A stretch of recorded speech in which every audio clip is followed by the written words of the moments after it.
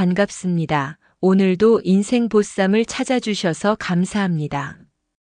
이 시간만큼은 편안히 앉아 누군가의 삶 속으로 함께 걸어가 보시죠. 오늘의 이야기는 벼랑 끝의 사랑입니다.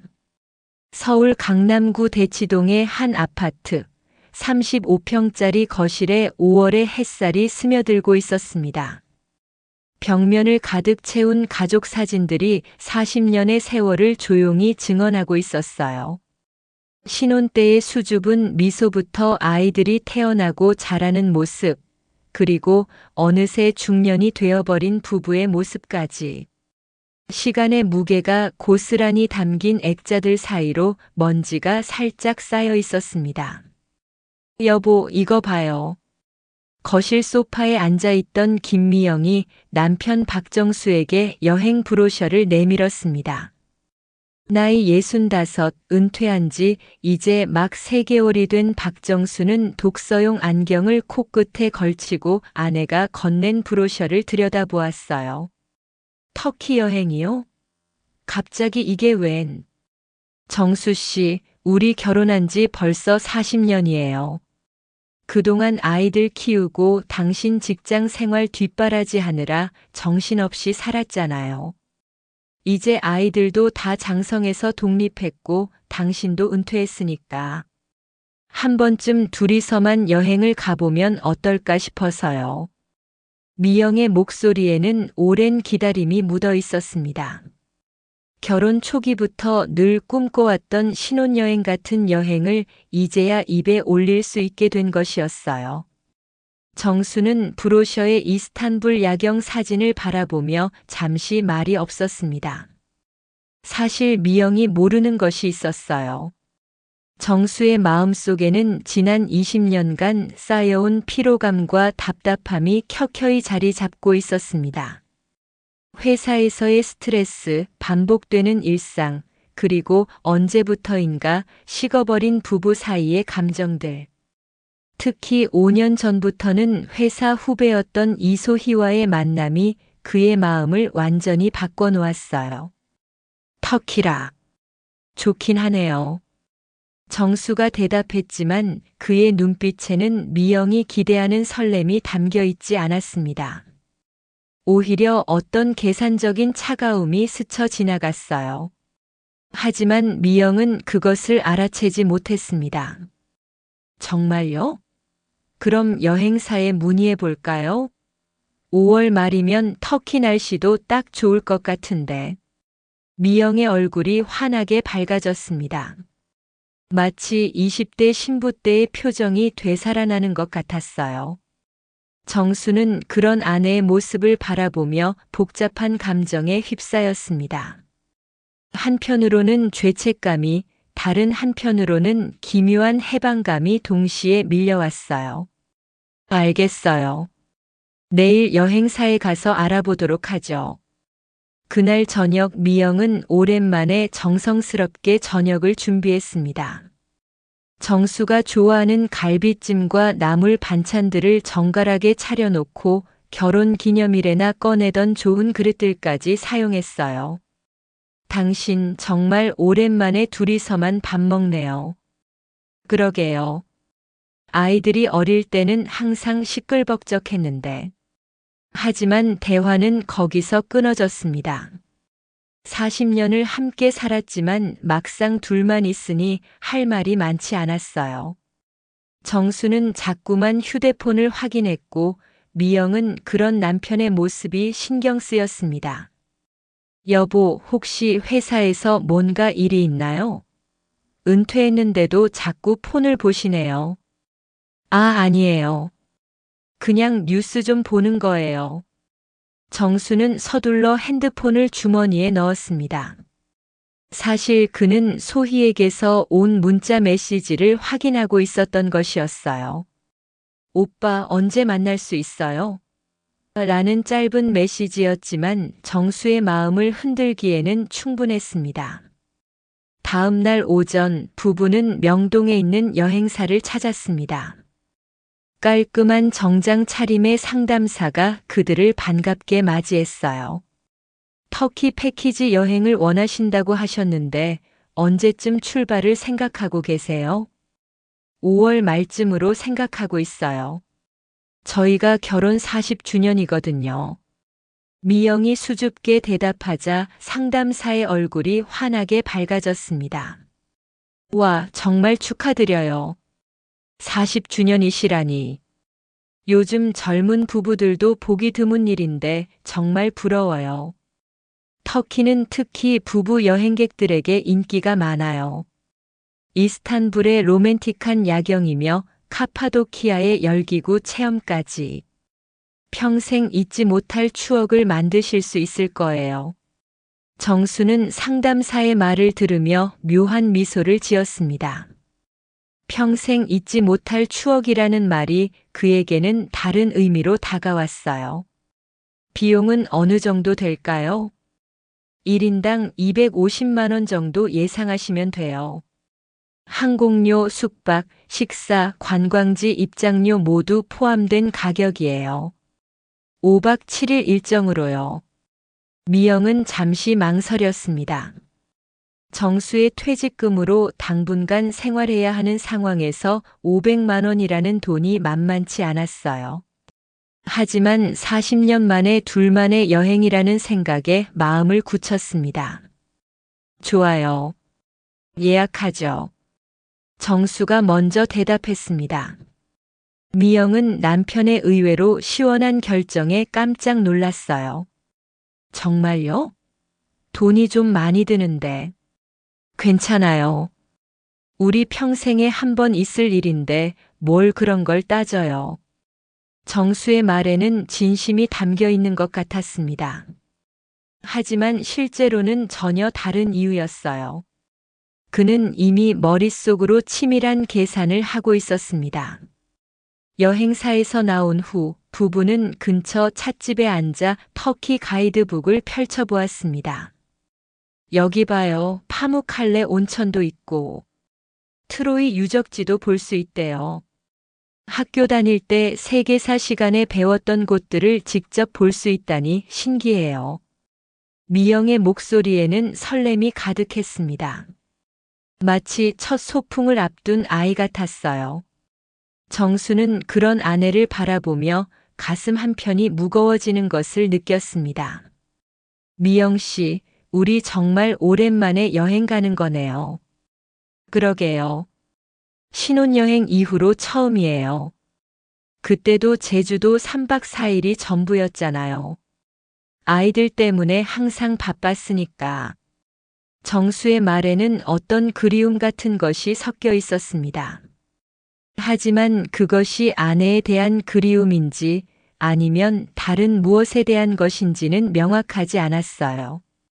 집으로 돌아오는 길 미영은 계속해서 들뜬 기분을 감추지 못했습니다. 여보, 터키 가서 뭘 제일 하고 싶어요? 글쎄요. 카파도키아 열기구는 꼭 타보고 싶네요. 저도요. 사진으로만 봤는데 실제로 보면 얼마나 아름다울까요? 미영은 상상만으로도 행복해했습니다. 하지만 정수의 마음속에는 전혀 다른 생각들이 맴돌고 있었어요. 그는 이미 여행 경비를 핑계로 아내 몰래 생명보험을 추가로 가입해둔 상태였습니다. 그날 밤 미영은 오랜만에 일찍 잠자리에 들었습니다. 터키 여행 생각에 잠이 오지 않을 줄 알았는데 마음이 편안해져서인지 금세 깊은 잠에 빠져들었어요. 하지만 정수는 잠들지 못하고 거실에 나와 앉아 있었습니다. 어둠 속에서 그는 조용히 휴대폰을 꺼내 소희에게 문자를 보냈어요. 다음 주에 터키 여행을 가게 됐어. 돌아오면 모든 걸 정리하겠어. 얼마 후 답장이 왔습니다. 오빠 정말이에요? 기다릴게요. 사랑해요. 정수는 휴대폰을 끄고 창밖을 바라보았습니다. 도시의 불빛들이 반짝이고 있었지만 그의 마음은 어둠보다 더 깊은 곳에 있었어요. 40년의 결혼 생활, 그 모든 것을 끝내기로 결심한 순간이었습니다. 며칠 후 동네 복지관에서 만난 친구들은 미영의 여행 계획을 듣고 부러워했습니다. 미영아, 정말 부럽다. 우리 남편은 은퇴하고 나서 매일 집에서 빈둥거리기만 해. 여행 가자고 하면 돈 아깝다고 난리야. 맞아, 40주년 기념으로 터키 여행이라니. 정수 씨가 정말 로맨틱하네. 친구들의 부러움 섞인 시선을 받으며 미영은 어깨가 으쓱해졌습니다. 결혼 40년 만에 처음으로 남편에게 고마운 마음이 들었어요. 하지만 그 순간에도 정수는 다른 곳에서 다른 일을 하고 있었습니다. 그는 보험회사를 찾아가 여행자 보험을 추가로 가입하면서 수익자를 자신으로 변경했어요. 담당자는 별다른 의심 없이 서류를 처리해 주었습니다. 터키면 좀 위험한 지역도 있으니까 보험 가입하시는 게 좋아요. 혹시 모르잖아요. 그러게요. 아내가 조심성이 없어서 걱정이에요. 정수의 말에는 아무런 감정이 담겨 있지 않았습니다. 마치 일상적인 업무를 처리하는 것처럼 차분했어요. 여행 출발일이 다가올수록 미영의 설렘은 더욱 커졌습니다. 그녀는 새 옷을 사고 여행용 화장품을 준비하며 마치 새 신부가 되는 기분이라고 말했어요. 여보, 정말 고마워요. 이런 여행을 선물해 주셔서. 뭘 그런 걸 고마워해요. 당연한 거죠. 정수는 웃으며 대답했지만 그 웃음 뒤에는 이상한 차가움이 숨어 있었습니다. 미영은 그것을 알아채지 못했지만 누군가 자세히 들여다본다면 그 미소가 전혀 눈까지 웃지 않고 있다는 것을 발견할 수 있었을 거예요. 드디어 출발 전날 밤이 되었습니다. 미영은 여행 가방을 챙기며 마치 소녀처럼 들떠 있었어요. 40년 만에 둘만의 여행, 그것도 터키라는 낭만적인 곳으로의 여행이 현실이 된다는 사실이 믿어지지 않았습니다. 하지만 정수의 마음속에는 전혀 다른 감정들이 자리 잡고 있었어요. 내일이면 모든 것이 달라질 거라는 생각, 그리고 새로운 인생이 시작될 거라는 기대감이 그를 감싸고 있었습니다. 하지만 그 기대감 뒤에는 누구도 모를 어둠이 짙게 깔려 있었어요. 내일 아침 일찍 공항에 가야 하니까 일찍 자도록 해요. 네, 알겠어요. 정말 꿈만 같아요. 미영은 행복한 미소를 지으며 잠자리에 들었습니다. 하지만 정수는 한참 동안 잠들지 못했어요. 그의 머릿속에는 내일부터 펼쳐질 일들이 마치 영화처럼 지나가고 있었습니다. 터키의 아름다운 풍경들, 그리고 그 풍경 속에서 일어날 일들이 말이에요. 다음 날 새벽 부부는 인천공항으로 향했습니다. 공항 가는 길에서도 미영은 계속해서 설레는 마음을 감추지 못했어요. 여보, 정말 감사해요. 이런 선물을 해주셔서. 정수는 운전대를 잡은 채 고개를 끄덕였습니다. 하지만 백미러에 비친 그의 눈빛에는 아내가 기대하는 따뜻함이 전혀 담겨 있지 않았어요. 대신 어떤 차가운 결의 같은 것이 번뜩이고 있었습니다. 공항에 도착해서 출국 수속을 밟는 동안 미영은 마치 꿈을 꾸는 것 같다고 계속 말했습니다. 40년 만에 해외여행, 그것도 터키라는 이국적인 땅으로의 여행이 그녀에게는 새로운 세상의 문을 여는 것 같았어요. 하지만 정수에게 이 여행은 전혀 다른 의미였습니다. 그것은 끝이 아니라 시작이었고, 과거를 정리하고 새로운 미래를 만들어가는 첫걸음이었어요. 다만 그 미래에는 지금 옆에 서 있는 아내의 자리가 없을 뿐이었습니다. 비행기가 이륙하는 순간 미영은 정수의 손을 꼭 잡았습니다. 여보, 우리 정말 행복한 여행 되길 바라요. 정수는 아내의 손을 마지막으로 따뜻하게 잡아주었습니다. 하지만 그의 마음속에서는 이미 차가운 계획들이 돌아가고 있었어요. 터키의 하늘 위에서 40년 결혼 생활의 마지막 장이 조용히 시작되고 있었습니다. 터키 이스탄불 공항에 도착한 것은 현지 시간으로 오후 3시였습니다. 11시간의 긴 비행 끝에 내린 터키 땅은 미영에게 마치 다른 세상 같았어요. 공항을 나서자마자 느껴지는 이국적인 공기와 들려오는 터키어가 그녀의 가슴을 두근거리게 했습니다. 여보, 정말 여기가 터키예요. 꿈만 같아요. 미영은 마치 어린아이처럼 주변을 둘러보며 감탄했습니다. 40년 만에 처음 밟아보는 외국 땅이었어요. 정수는 그런 아내의 모습을 바라보며 복잡한 표정을 지었습니다. 한편으로는 미안한 마음이, 다른 한편으로는 이상한 초조함이 그를 감쌌어요. 현지 가이드 메흐멧이 그들을 반갑게 맞이했습니다. 서툰 한국어로 인사를 건네는 그의 모습이 정겨웠어요. 안녕하세요. 터키에 오신 것을 환영합니다. 저는 메흐멧입니다. 앞으로 5일 동안 잘 부탁드려요.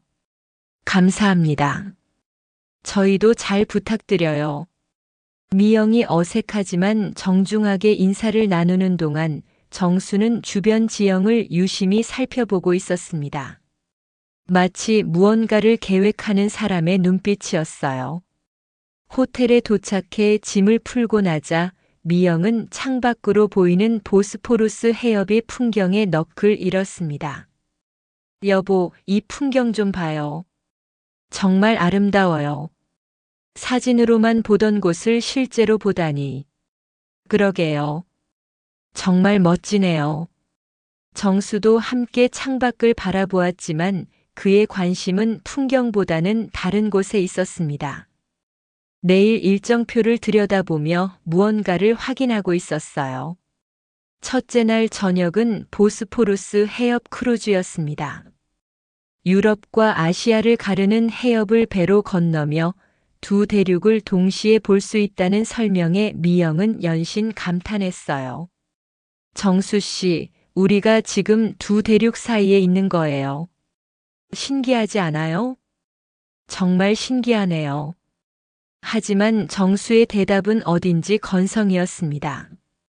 그는 자꾸만 휴대폰을 확인했고 배 위에서도 어딘가 다른 생각에 잠겨 있는 것 같았어요. 미영은 그런 남편이 조금 서운했지만 여행의 설렘 때문에 크게 신경 쓰지 않았습니다. 둘째 날 드디어 카파도키아로 이동하는 날이었습니다. 아침 일찍 국내선을 타고 네브셰이르 공항에 도착한 후 버스로 카파도키아의 중심지인 괴레메로 향했어요. 와, 정말 달 표면 같아요. 미영은 창밖으로 펼쳐지는 기암괴석의 풍경에 또 한 번 탄성을 질렀습니다. 수백만 년 동안 화산 활동과 침식으로 만들어진 신비한 지형이 그들을 맞이했어요. 내일 아침에는 열기구도 탈 수 있어요. 날씨가 좋으면 말이죠. 가이드 메흐멧의 설명에 미영의 눈이 반짝였습니다. 여보, 열기구 꼭 타요. 위에서 내려다보는 풍경이 얼마나 아름다울까요? 그래요, 타봅시다. 정수는 짧게 대답했지만 그의 마음속에는 전혀 다른 계획이 있었습니다. 열기구가 아니라 다른 곳에서 다른 방식으로 모든 것을 끝내겠다는 계획이 말이에요. 셋째 날 오후 일행은 우훌라라 계곡의 전망대로 향했습니다. 카파도키아에서 가장 아름다운 풍경을 볼 수 있는 곳 중 하나였어요. 특히 해질 무렵의 풍경은 전 세계 관광객들이 모여드는 명소였습니다. 전망대에 도착했을 때는 오후 5시경이었습니다. 아직 해가 지기까지는 시간이 있었지만 이미 많은 관광객들이 자리를 잡고 있었어요. 여기서 사진 한 장 찍을까요? 정수가 먼저 제안했습니다. 평소 사진 찍기를 별로 좋아하지 않던 그가 먼저 나서서 미영을 놀라게 했어요. 정말요? 좋아요. 미영은 기뻐하며 정수 옆에 다가서서 포즈를 취했습니다. 40년 만에 해외여행, 그것도 이렇게 아름다운 곳에서 찍는 사진이라니 평생 보물처럼 간직할 수 있을 것 같았어요. 좀 더 뒤로 가볼까요? 배경이 더 잘 나올 것 같은데요. 정수의 제안에 미영은 순순히 따랐습니다. 그들은 점점 절벽 가장자리로 다가갔어요. 아래로는 깊은 계곡이 펼쳐져 있었고 그 너머로는 카파도키아의 장관이 한눈에 들어왔습니다. 여기쯤 어때요? 좋아요. 정말 멋진 배경이네요. 미영은 절벽을 등지고 서서 환한 미소를 지었습니다. 정수는 휴대폰을 들어 아내의 모습을 담기 시작했어요. 하지만 그의 손이 미세하게 떨리고 있었습니다. 여보, 혼자 말고 우리 둘이 함께 찍어요. 미영의 제안에 정수는 잠시 망설였습니다. 그러다가 고개를 끄덕이며 아내 옆으로 다가갔어요. 실례합니다. 사진 좀 찍어주실 수 있을까요? 정수가 지나가던 다른 관광객에게 부탁했습니다. 중년의 독일인 부부가 친절하게 응해주었어요. 물론이죠. 어디에 서시면 될까요? 저기 절벽 가까이에서요. 배경이 잘 나오게요. 정수의 안내에 따라 부부는 절벽 가장자리로 더욱 가까이 다가갔습니다. 미영은 약간 무서웠지만 남편이 옆에 있어서 안심이 되었어요. 조금만 더 뒤로요. 독일인이 더 좋은 구도를 위해 제안했습니다. 미영은 조심스럽게 한 발짝 더 뒤로 물러섰어요. 이제 그녀의 뒤로는 바로 절벽이었습니다. 자, 웃으세요. 하나, 둘, 셋. 카메라 셔터가 눌렸습니다. 미영은 환한 미소를 지었고 정수도 함께 웃었어요. 하지만 사진이 찍히는 그 순간 정수의 눈빛에는 이상한 변화가 일어났습니다. 고맙습니다. 독일인 부부가 휴대폰을 돌려주며 멀어져 갔습니다. 이제 절벽 가장자리에는 미영과 정수만 남았어요. 여보, 정말 아름답네요. 이런 곳에서 당신과 함께 있으니까 꿈만 같아요. 미영이 감격에 겨워 말했습니다. 그녀는 여전히 절벽을 등지고 서서 카파도키아의 풍경을 감상하고 있었어요. 정수는 아내를 바라보며 입을 열었습니다. 미영 씨, 우리 정말 오랜 시간을 함께 살았네요. 그러게요. 40년이라는 세월이 이렇게 빨리 지나갈 줄 누가 알았겠어요.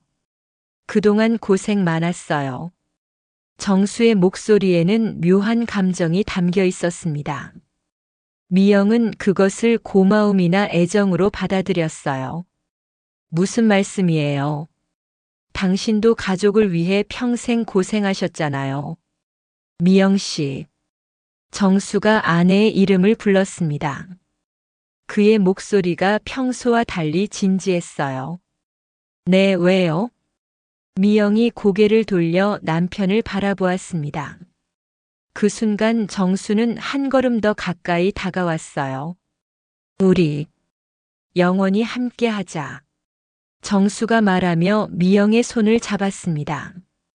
미영은 갑작스러운 남편의 로맨틱한 말에 얼굴이 붉어졌어요. 여보. 하지만 바로 그 순간이었습니다. 정수의 손이 아내의 손을 잡고 있는 것이 아니라 아내의 등을 향해 움직이고 있었어요. 미영은 무슨 일인지 알아채기도 전에 갑작스럽게 등 뒤로 강한 힘을 느꼈습니다. 미영의 입에서 짧은 탄성이 흘러나왔습니다. 순간 그녀는 자신의 몸이 균형을 잃고 뒤로 넘어지고 있다는 것을 깨달았어요. 여보. 미영이 정수의 이름을 부르며 손을 뻗었습니다. 하지만 정수는 그 손을 잡지 않았어요. 오히려 한 걸음 뒤로 물러서며 차가운 눈빛으로 아내를 바라보고 있었습니다. 아! 미영의 비명이 카파도키아의 하늘에 울려 퍼졌습니다. 그녀의 몸은 절벽 아래로 떨어지기 시작했어요. 40년을 함께 살아온 남편이 자신을 밀어뜨렸다는 사실을 받아들일 수 없었습니다. 떨어지면서도 미영은 계속 정수를 바라보았습니다. 도움을 요청하는 눈빛으로 이것이 실수였기를 바라는 마음으로요. 하지만 절벽 위에 서 있는 정수의 얼굴에는 충격이나 당황함이 전혀 없었습니다. 대신 그의 얼굴에는 묘한 해방감이 번지고 있었어요. 마치 오랫동안 짊어지고 있던 무거운 짐을 내려놓은 것 같은 표정이었습니다. 40년의 결혼 생활, 그 모든 것에서 벗어났다는 안도감이 그의 눈빛에 서려 있었어요. 끝났다. 정수가 작은 소리로 중얼거렸습니다. 그의 목소리에는 슬픔도 후회도 없었어요. 오직 해방감만이 있을 뿐이었습니다. 미영의 비명은 점점 작아지며 계곡 아래로 사라져갔습니다. 정수는 그 소리가 완전히 들리지 않을 때까지 절벽 가장자리에 서 있었어요. 잠시 후 다른 관광객들이 소란스러운 소리를 듣고 몰려들기 시작했습니다. 무슨 일이에요? 누가 떨어진 것 같은데요? 사람들이 웅성거리기 시작했습니다. 정수는 이때야 비로소 연기를 시작했어요. 아, 우리 아내가. 정수가 절규하며 절벽 아래를 내려다보았습니다. 그의 목소리는 절망에 가득 차 있었고 얼굴에는 충격과 슬픔이 가득했어요. 하지만 그것은 모두 완벽한 연기였습니다. 빨리 구조대를 불러야 해요. 경찰에 신고부터 하세요. 주변 사람들이 당황하며 휴대폰을 꺼내기 시작했습니다. 정수는 그런 사람들 사이에서 절망에 빠진 남편의 모습을 완벽하게 연출했어요. 아내가 사진을 찍다가 발을 헛디뎠어요. 제가 잡으려고 했는데. 정수의 설명은 완벽했습니다. 주변 사람들은 그의 말을 의심할 이유가 없었어요. 절벽에서 발을 헛디뎌 떨어지는 사고는 충분히 일어날 수 있는 일이었으니까요. 곧 현지 경찰과 구조대가 도착했습니다. 하지만 절벽의 높이와 아래의 지형을 고려할 때 생존 가능성은 거의 없어 보였어요. 저희가 최선을 다해 수색해 보겠습니다. 하지만 희망을 너무 크게 갖지 마세요. 경찰관의 말에 정수는 고개를 떨구고 흐느꼈습니다. 하지만 그 눈물 뒤에 숨겨진 진짜 감정은 전혀 달랐어요. 그날 밤 정수는 호텔 방에서 혼자 앉아 있었습니다. 창밖으로는 카파도키아의 야경이 펼쳐져 있었지만 그는 그것을 보지 않았어요. 대신 휴대폰을 꺼내 한국에 있는 소희에게 메시지를 보냈습니다. 사고가 났어. 미영이가. 계획대로 됐어. 얼마 후 답장이 왔습니다. 오빠 괜찮아요? 빨리 돌아와요. 기다리고 있을게요. 정수는 휴대폰을 끄고 침대에 누웠습니다. 40년의 결혼 생활이 끝났다는 사실이 실감나지 않았어요. 하지만 동시에 새로운 인생이 시작된다는 기대감이 그의 가슴을 채우고 있었습니다. 바깥에서는 여전히 수색 작업이 계속되고 있었습니다. 헬기의 소음과 구조대원들의 외침이 밤하늘에 울려 퍼졌어요. 하지만 정수에게 그 소리들은 이미 먼 곳의 일처럼 들렸습니다. 그는 이미 내일의 일정을 생각하고 있었어요. 형식적인 수색이 끝나면 한국으로 돌아가서 미영의 장례를 치르고 보험금을 받고 소희와 새로운 삶을 시작하는 것. 모든 것이 계획대로 흘러가고 있었습니다. 하지만 정수는 몰랐습니다. 지금 이 순간에도 계곡 어딘가에서는 기적 같은 일이 일어나고 있다는 것을 말이에요. 그리고 그 기적이 그의 완벽했던 계획을 완전히 뒤바꿔 놓을 거라는 것을 전혀 예상하지 못했습니다. 미영이 의식을 되찾았을 때 온몸이 바위에 부딪힌 듯한 통증으로 가득했습니다. 천천히 눈을 뜨자 바로 위로 까마득한 절벽이 보였어요. 어떻게 된 일인지 정확히 기억나지 않았지만 자신이 어딘가 좁은 바위 틈에 끼어 있다는 것만은 확실했습니다. 아! 작은 신음이 입에서 흘러나왔습니다. 왼쪽 어깨와 오른쪽 다리에서 극심한 통증이 느껴졌어요. 조심스럽게 몸을 움직여 보니 다행히 큰 부상은 없는 것 같았습니다. 기적처럼 절벽에서 떨어지면서 이 바위 틈에 걸려 목숨을 건진 것이었어요. 정수 씨. 정수 씨가 어디 있지?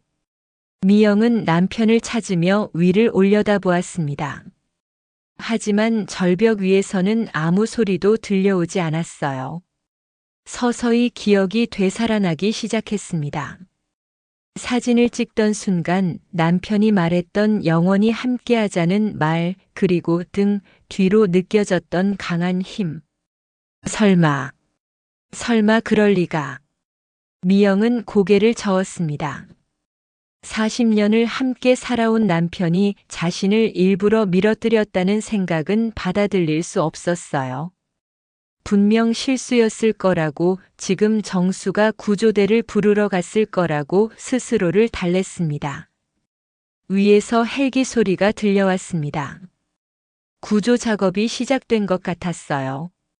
미영은 기력을 끌어모아 소리를 질렀습니다. 여기요. 여기 있어요. 하지만 바위 틈 깊숙한 곳에서 나는 그녀의 목소리는 위까지 닿지 못했습니다. 헬기는 한참 동안 위를 맴돌다가 점점 멀어져 갔어요. 제발 찾아주세요. 미영은 절망적인 마음으로 계속 소리를 질렀습니다. 하지만 시간이 갈수록 위에서 들려오는 소리는 점점 작아졌어요. 해가 저물어가고 있었고 수색 작업도 중단되는 것 같았습니다. 그날 밤은 미영에게 평생 잊을 수 없는 시간이었습니다. 터키의 밤 공기는 생각보다 차가웠고 얇은 블라우스 차림의 그녀에게는 견디기 힘든 추위였어요. 바위 틈에 몸을 웅크리고 떨면서 그녀는 계속해서 구조를 기다렸습니다. 정수 씨가 분명 찾고 있을 거야. 분명히. 하지만 새벽이 되어도 구조의 기미는 보이지 않았습니다. 오히려 위에서 들려오던 소리들이 완전히 사라져 버렸어요. 마치 모든 사람들이 포기하고 떠나버린 것 같았습니다. 이틀째 되는 날 아침, 미영은 더 이상 기다릴 수 없다는 것을 깨달았습니다. 목은 타들어가고 배고픔과 추위로 의식이 흐려지고 있었어요. 이대로 있다가는 정말 죽을 수도 있다는 절박함이 밀려왔습니다. 내가 나가야 해. 미영은 주변을 살펴보기 시작했습니다. 바위 틈에서 위로 올라갈 수 있는 길을 찾아야 했어요. 다행히 오랜 세월 바람과 비에 깎인 바위들이 계단처럼 이어져 있었습니다. 조심스럽게 첫 번째 바위를 붙잡고 몸을 일으켰습니다. 온몸이 아팠지만 살아남기 위해서는 어쩔 수 없었어요. 한 걸음씩 한 걸음씩 위로 올라가기 시작했습니다. 할 수 있어. 나는 할 수 있어. 미영은 자신에게 계속 말하며 올라갔습니다. 손톱이 부러지고 무릎이 까져도 포기하지 않았어요. 40년간 가정주부로만 살아온 자신이 이런 일을 할 수 있을 거라고는 꿈에도 생각해 본 적이 없었습니다. 몇 시간의 사투 끝에 미영은 마침내 절벽 위에 도달했습니다. 온몸이 흙투성이가 되고 옷은 찢어져 있었지만 살아서 돌아온 것만으로도 기적이었어요. 정수 씨는 어디 있지?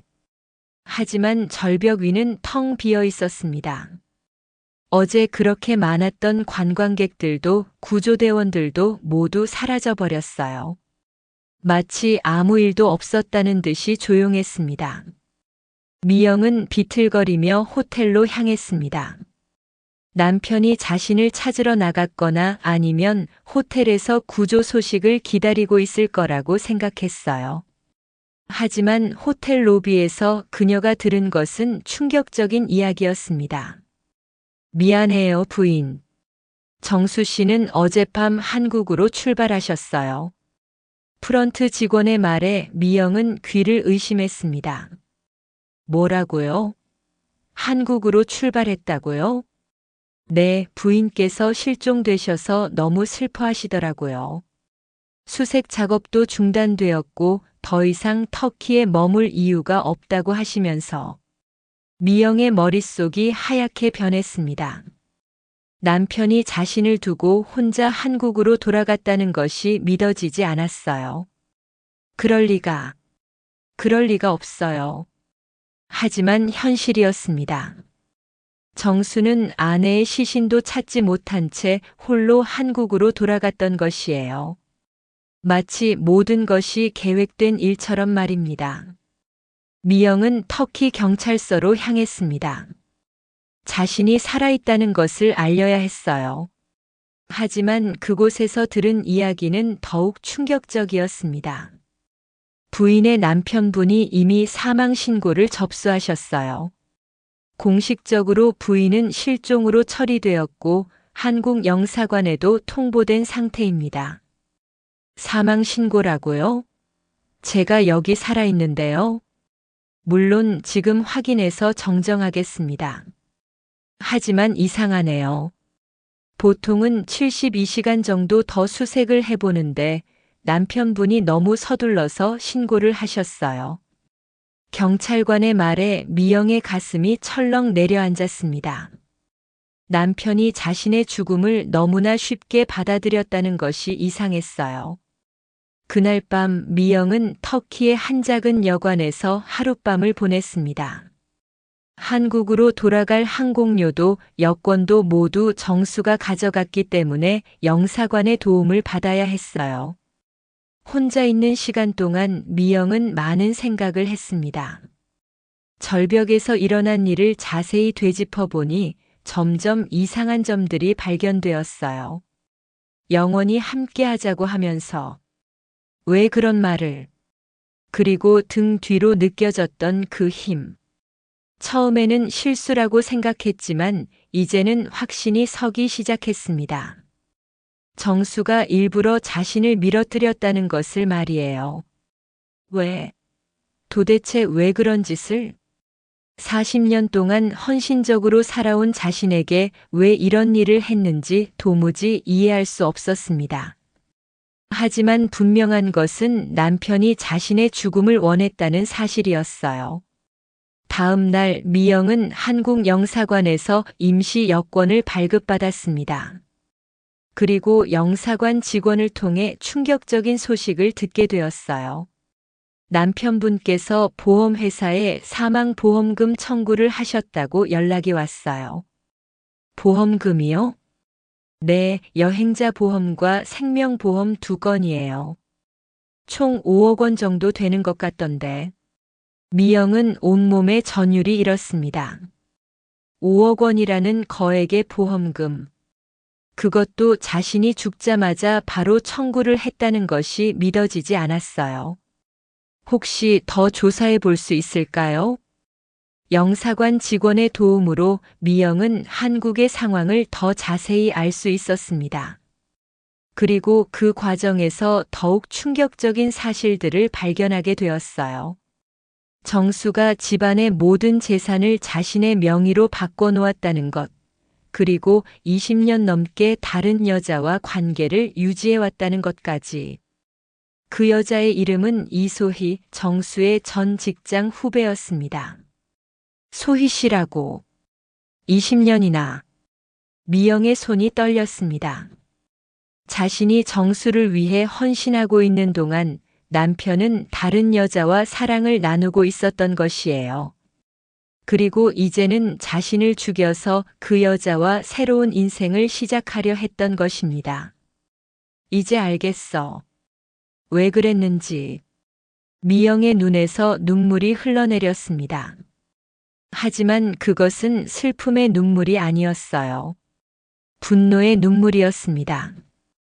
40년의 결혼 생활이 모두 거짓이었다는 사실에 대한 분노였어요. 용서할 수 없어. 절대 용서할 수 없어. 미영은 주먹을 꽉 쥐었습니다.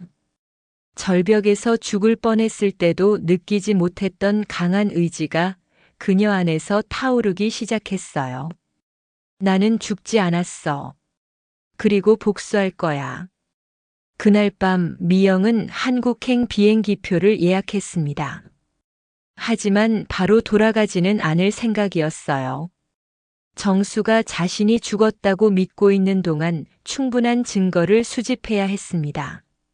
미영은 터키에서 며칠 더 머물며 현지 경찰과 협력해서 사건 당시의 상황을 정리했습니다.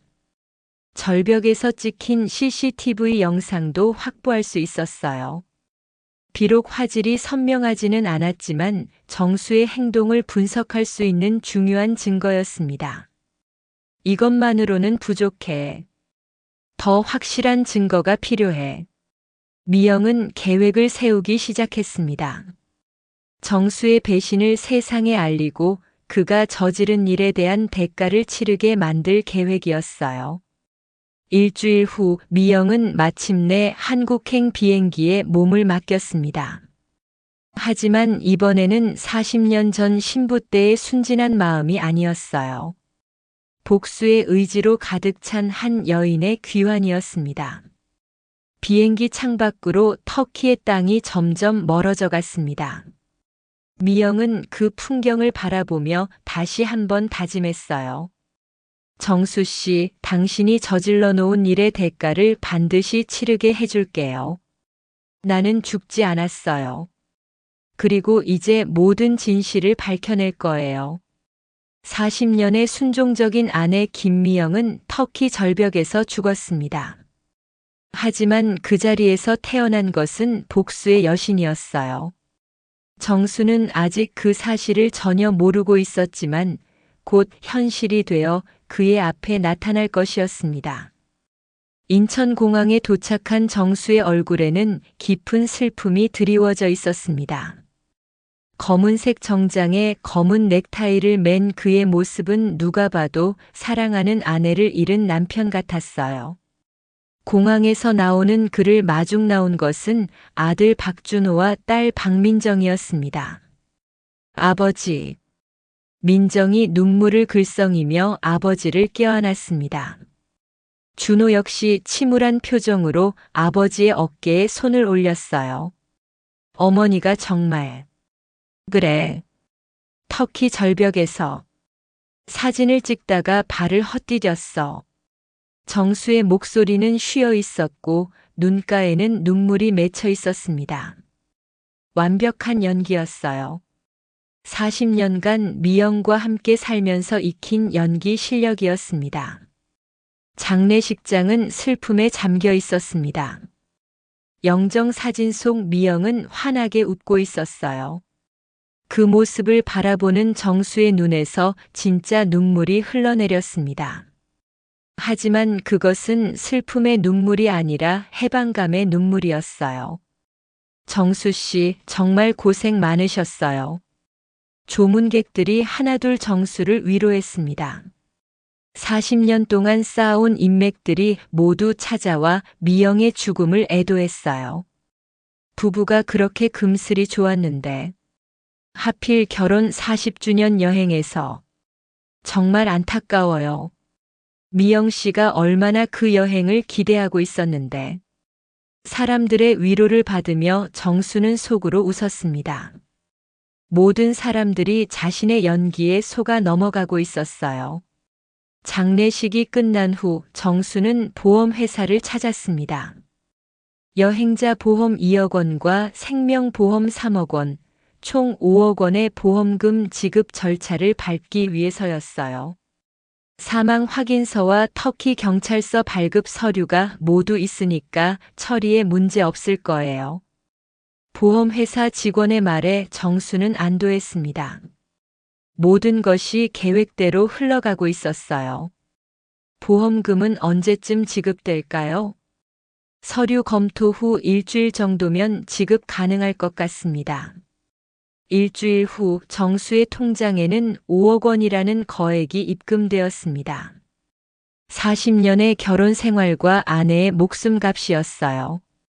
하지만 정수에게 그 돈은 새로운 인생의 미천일 뿐이었습니다. 그날 저녁 정수는 이소희를 만났습니다. 강남의 한 호텔 라운지였어요. 3개월 만에 만나는 소희의 모습은 예전보다 더 아름다워 보였습니다. 오빠 정말 고생 많았어요. 소희가 정수의 손을 잡으며 위로했습니다. 하지만 그녀의 눈빛에는 동정보다는 기대감이 더 많이 담겨 있었어요. 이제 모든 게 끝났어. 우리가 그토록 원하던 자유를 얻었어. 정말이에요? 이제 당당하게 만날 수 있는 거예요? 그럼 집도 정리하고 새로 시작하는 거야. 정수는 소희의 손을 꼭 잡았습니다. 20년 동안 숨어서 만나야 했던 관계가 이제야 당당해질 수 있었어요. 다음 날 정수는 부동산을 통해 집을 매물로 내놓았습니다. 40년간 미영과 함께 살았던 추억이 서린 집이었지만 이제는 과거의 짐일 뿐이었어요. 시세보다 조금 낮게 나가도 괜찮으니까 빨리 처리해 주세요. 알겠습니다. 요즘 이 지역 아파트가 인기가 좋아서 금방 나갈 것 같아요. 정수는 집 안을 돌아보았습니다. 거실 벽면에 걸린 가족 사진들, 미영이 정성스럽게 가꾸던 화분들, 40년간 쌓인 추억의 흔적들이 그를 바라보고 있었어요. 하지만 정수의 마음은 이미 다른 곳을 향하고 있었습니다. 한 달 후 집은 예상보다 빨리 팔렸습니다. 15억 원이라는 거액이 다시 정수의 통장으로 들어왔어요. 보험금과 합쳐서 총 20억 원의 자금을 확보한 것이었습니다. 오빠, 이제 정말 부자네요. 소희가 신나서 말했습니다. 둘은 이미 제주도에 펜션을 운영할 계획을 세우고 있었어요. 미영이가 살아있을 때는 꿈도 못 꿨던 일이야. 이제 우리 마음대로 살 수 있어. 정수의 말에 소희는 기뻐하며 그에게 안겼습니다. 하지만 그들은 몰랐어요. 바로 그 순간 누군가가 그들의 모습을 지켜보고 있다는 것을 말입니다. 커피숍 창가에 앉아있던 한 여인이 조용히 자리에서 일어났습니다. 선글라스와 모자로 얼굴을 가린 그 여인은 다름 아닌 미영이었어요. 터키에서 돌아온 지 벌써 2달이 지났지만 아직 아무에게도 자신의 생존 사실을 알리지 않았습니다. 미영은 정수와 소희가 나가는 모습을 멀리서 따라갔습니다. 그들이 손을 맞잡고 걷는 모습, 애정 어린 눈빛을 주고받는 모습을 보며 가슴이 메어져 왔어요. 20년이라는 긴 시간 동안 자신을 속이고 다른 여자와 사랑을 나누던 남편의 모습이었습니다. 그날 밤 미영은 작은 원룸에서 하루를 정리했습니다. 터키에서 돌아온 후 가명으로 전세를 얻어 살고 있었어요. 공식적으로는 여전히 죽은 사람이었기 때문에 조심스럽게 행동해야 했습니다. 벽에는 정수와 소희의 사진들이 빼곡히 붙어 있었습니다. 둘의 만남을 추적하며 찍은 것들이었어요. 호텔에서 나오는 모습, 레스토랑에서 식사하는 모습, 심지어 소희의 아파트에서 하룻밤을 보내고 나오는 정수의 모습까지. 20년 동안 나를 속였구나. 미영의 손이 떨렸습니다. 자신이 정수를 위해 희생하며 살아온 세월 동안 남편은 다른 여자와 진짜 사랑을 나누고 있었던 것이에요. 미영은 침대 밑에서 두꺼운 파일을 꺼냈습니다. 지난 2달간 수집한 증거들이 들어있었어요. 정수와 소희의 호텔 영수증, 보험금 수령 내역, 집 매매 계약서, 그리고 둘의 제주도 펜션 사업 계획서까지. 이 정도면 충분해. 이제 마지막 단계만 남았어. 다음 날 미영은 정수가 자주 가는 카페 앞에서 기다렸습니다. 정수가 소희와의 만남 전에 들르는 곳이었어요. 시간이 흘러 정수가 나타났을 때 미영은 깊은 숨을 들이마셨습니다. 정수는 평상시와 다름없이 카페에 들어가 커피를 주문했습니다. 3개월 전 터키에서와는 완전히 다른 모습이었어요. 밝은 표정에 새 옷을 입고 마치 새로운 인생을 시작한 사람 같았습니다. 미영은 조용히 카페로 들어갔습니다. 선글라스와 모자는 벗었지만 정수는 그녀를 알아보지 못했어요. 터키에서의 일 때문에 많이 야위었고 머리 스타일도 바뀌었기 때문이었습니다. 정수가 앉은 테이블 근처로 다가가 자리를 잡았습니다. 이제 불과 3m 거리에 40년을 함께 살았던 남편이 앉아 있었어요. 정수는 휴대폰으로 누군가와 통화를 시작했습니다. 소희야, 나 지금 카페에 있어. 30분 후에 만나자. 응, 오늘 제주도 펜션 계약서 가져왔어. 다음 주에 내려가서 확정하면 돼. 걱정하지 마. 돈은 충분해. 미영이 보험금이랑 집 한 돈까지 합쳐서 20억이나 돼. 정수의 말을 들으며 미영의 주먹이 굳게 쥐어졌습니다. 자신의 죽음으로 얻은 돈으로 다른 여자와 새 인생을 설계하고 있는 남편의 모습이 너무나 잔인했어요. 그래. 40년 동안 참고 살았으니까 이제 보상받을 때가 됐지. 정수의 웃음소리가 카페 안에 울려 퍼졌습니다. 미영은 더 이상 참을 수 없었어요. 40년의 결혼 생활을 그렇게 가볍게 말하는 남편을 보며 분노가 끓어올랐습니다. 통화를 마친 정수가 커피를 마시며 휴대폰을 보고 있을 때였습니다. 미영이 조용히 일어나 그의 테이블로 다가갔어요. 여보세요, 박정수 씨. 차가운 목소리에 정수가 고개를 들었습니다. 그리고 자신을 부르는 여자의 얼굴을 본 순간 손에 들고 있던 커피컵이 바닥에 떨어졌어요. 미영이? 정수의 얼굴이 하얗게 질렸습니다. 죽었다고 생각했던 아내가 바로 눈앞에 서 있었어요. 마치 유령을 본 것 같은 충격이었습니다. 네, 미영이에요. 당신이 터키 절벽에서 죽였다고 생각했던 그 미영이 말이에요. 미영의 목소리는 얼음처럼 차가웠습니다. 예전에 온순하고 다정했던 아내의 모습은 찾아볼 수 없었어요. 어떻게? 당신이 어떻게 살아서? 정수는 말을 제대로 잇지 못했습니다. 완벽했던 계획이 무너져 내리는 순간이었어요. 어떻게 살아났냐고요? 기적이에요. 당신이 나를 죽이려고 절벽에서 밀어뜨렸지만 바위 틈에 걸려서 살아났어요.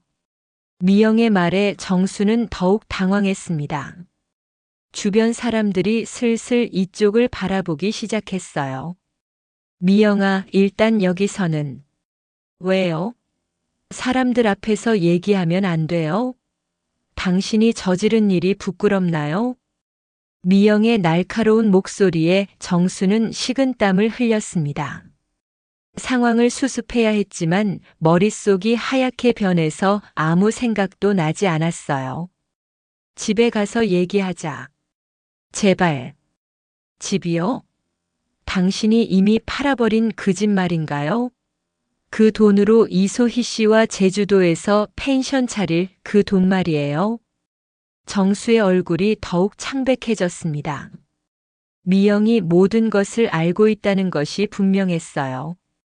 당신이 20년 동안 바람을 피우고 나를 죽여서 보험금을 타내고 그 돈으로 새 인생을 시작하려는 계획까지 모든 걸 다 알고 있어요. 미영의 말 한마디 한마디가 정수의 가슴을 찔렀습니다. 40년 만에 보는 아내의 이런 모습이 낯설고 무서웠어요. 미영아, 오해가 있는 것 같은데. 오해라고요? 미영이 비웃으며 말했습니다. 지금까지는 당신 마음대로 했지만 이제부터는 제가 게임의 규칙을 정할 거예요. 각오하세요, 박정수 씨. 그 말을 남기고 미영은 카페를 나갔습니다. 정수는 그 자리에 그대로 앉아 있었어요. 손이 떨리고 있었고 등에는 식은땀이 흐르고 있었습니다. 완벽했던 계획이 모두 무너져 내리고 있었어요. 그리고 이제부터는 미영이 주도권을 쥐고 있다는 것을 알 수 있었습니다. 40년 동안 순종적이었던 아내가 복수의 여신으로 변해서 돌아온 것이었어요. 카페에서의 충격적인 만남 이후 정수는 며칠 동안 집을 나서지 못했습니다. 미영이 살아있다는 사실이 그의 모든 계획을 뒤흔들었어요. 하지만 더 무서운 것은 완전히 달라진 아내의 모습이었습니다. 40년 동안 알고 있던 순종적이고 온화한 미영은 온데간데 없고 차가운 복수의 화신만이 남아 있었어요. 오빠, 어떻게 된 거예요? 며칠째 연락도 안 되고. 이소희가 정수의 집 앞에서 전화를 걸었습니다. 정수는 떨리는 손으로 휴대폰을 받았어요. 소희야. 큰일 났어. 무슨 일이에요? 미영이가 살아서 돌아왔어. 전화기 너머로 소희의 놀란 숨소리가 들려왔습니다. 그게 무슨 말이에요? 사망 신고도 했고 보험금도 받았잖아요. 나도 모르겠어. 분명히 절벽에서 떨어졌는데. 어떻게 살아났는지. 정수의 목소리는 공포에 떨고 있었습니다. 완벽했던 계획이 무너져 내리고 있었어요. 일단 만나서 얘기해요. 뭔가 방법이 있을 거예요. 하지만 정수는 더 이상 소희를 만날 용기가 없었습니다. 미영이 모든 것을 알고 있다는 것이 분명했고 언제 어떤 식으로 복수가 시작될지 알 수 없었어요.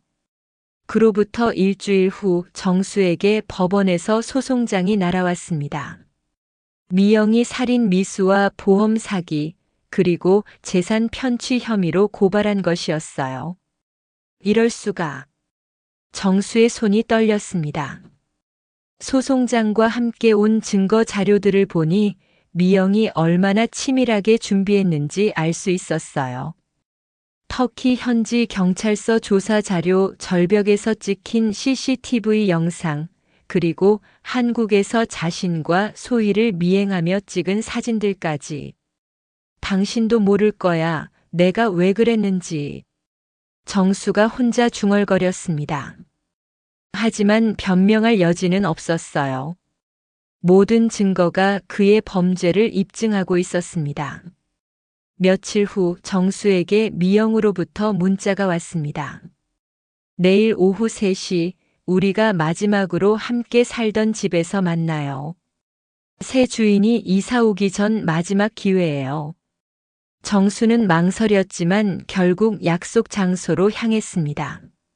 40년의 추억이 서린 그 집에서 모든 것을 정리해야 했어요. 대치동 아파트 현관문을 열고 들어서자 텅 빈 거실이 그를 맞이했습니다.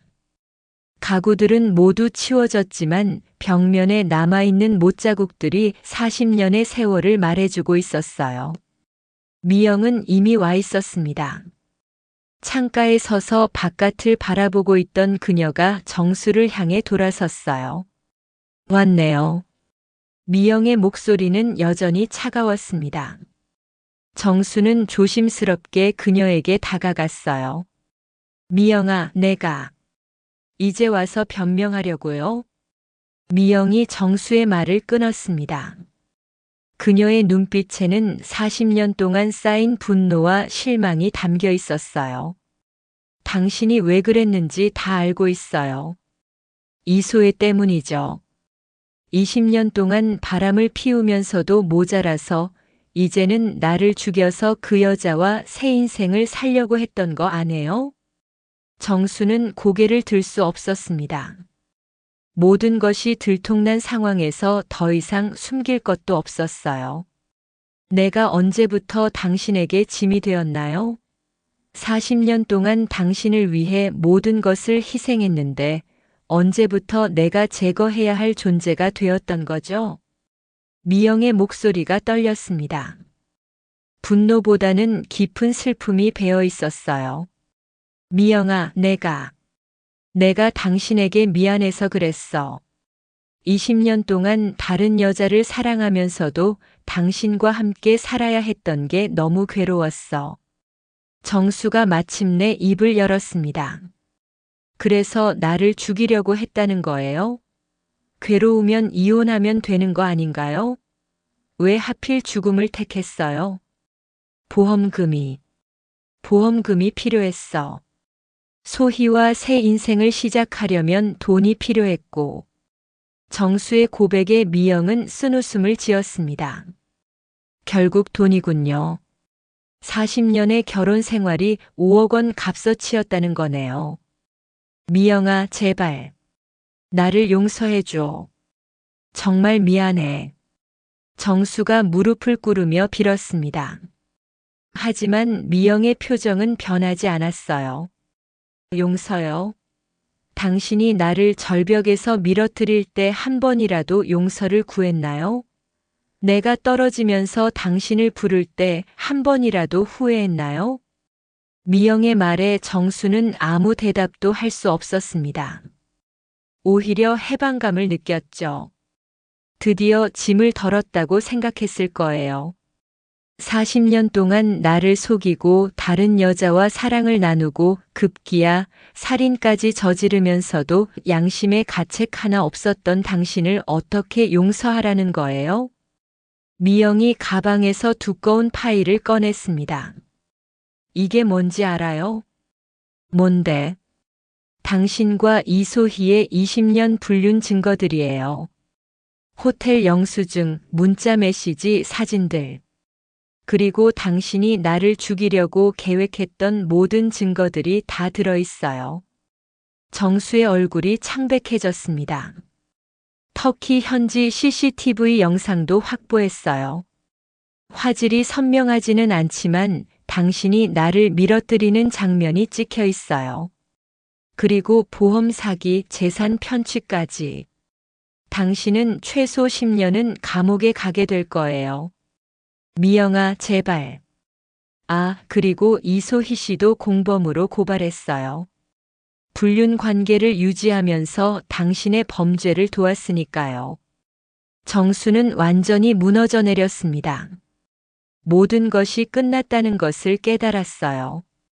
당신도 모를 거야. 내가 왜 그랬는지. 정수가 마지막으로 외쳤습니다. 알아요. 돈 때문이죠. 그리고 젊은 여자와 새 인생을 살고 싶어서요. 하지만 그게 살인의 이유가 될 수는 없어요. 미영이 차갑게 대답했습니다. 내일부터 언론에 공개될 거예요. 결혼 40주년 기념 여행에서 아내를 살해하려 한 남편의 이야기가요. 그리고 20년간의 불륜과 보험 사기까지. 당신은 사회적으로도 완전히 매장될 거예요.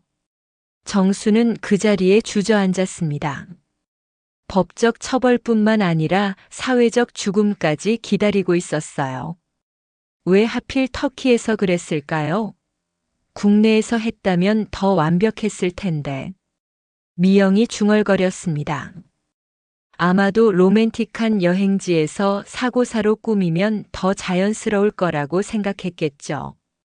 하지만 그 판단이 당신의 결정적인 실수였어요. 다음 날 모든 언론이 정수의 사건을 대서특필했습니다. 결혼 40주년 터키 여행에서 아내 살해 시도, 20년 불륜 끝에 보험금 노린 계획적 범죄 등의 제목으로 연일 보도되었어요. 정수는 구속되었고 이소희도 공범으로 함께 기소되었습니다. 20년 동안 숨겨왔던 불륜 관계가 세상에 드러나면서 둘 다 사회적으로 완전히 매장되었어요. 재판이 시작되었지만 결과는 뻔했습니다. 증거가 너무나 명확했고 정수의 범죄 의도도 분명했어요. 1심에서 정수는 살인 미수와 보험 사기로 징역 12년을 선고받았습니다. 법정에서 나오는 미영을 기자들이 둘러쌌습니다. 어떤 심정이세요? 남편에 대한 원망은 없으신가요? 미영은 잠시 생각하더니 조용히 입을 열었습니다. 40년이라는 시간이 모두 거짓은 아니었을 거라고 생각해요. 하지만 그 시간들이 진실이었다면 더더욱 용서할 수 없는 배신이었죠. 6개월 후 모든 법적 절차가 마무리되었습니다. 미영은 보험금과 재산을 되찾았고 정수와 소희는 감옥에서 각자의 죗값을 치르고 있었어요. 어느 늙은 오후 미영은 혼자 제주도로 여행을 떠났습니다. 정수와 소희가 함께 가려고 했던 그곳이었어요. 하지만 이제는 그녀 혼자만의 공간이 되었습니다. 제주도 서귀포 앞바다가 내려다 보이는 절벽 위에 서서 미영은 깊은 숨을 들이마셨습니다. 터키 카파도키아의 그 절벽과는 다르지만 똑같이 아득한 바다가 펼쳐져 있었어요. 사랑은 끝났어. 하지만 내 인생은 이제 시작이야. 미영이 바다를 바라보며 중얼거렸습니다. 40년 동안 누군가의 아내로, 누군가의 어머니로만 살아왔던 그녀에게 진짜 자신만의 인생이 시작되는 순간이었어요.